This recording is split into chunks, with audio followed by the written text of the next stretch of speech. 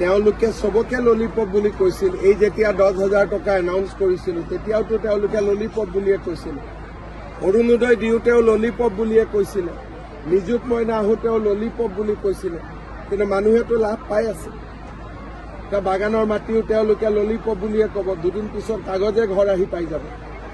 ঘটনা হল স্যাৰ কোনোবা চিঠিখন জড়িত আছে এটা আপোনালোকে চিধা কথাত ধৰক, প্ৰতিবেদন দাখিল হৈছে 7টা, আন্দোলন হৈছে 3টা। তাৰ মানে প্ৰতিবেদনখন নপঢ়াকৈ আন্দোলন হৈছিল, আৰু পঢ়িলে তাত কোনেও বেয়া পাবলগীয়া একো নাই। সকলোৰে কাৰণে আমি যাতে সকলো জাতি উপজাতি আগবাঢ়ি যাব পাৰে তাৰ কাৰণে আমি সুন্দৰ প্ৰতিবেদন এখন দিছোঁ। সকলোৱে পঢ়িলে গম পাব যে ইয়াত কাকো অন্যায় কৰা হোৱা নাই, সকলোকে ন্যায় কৰা হ'ব।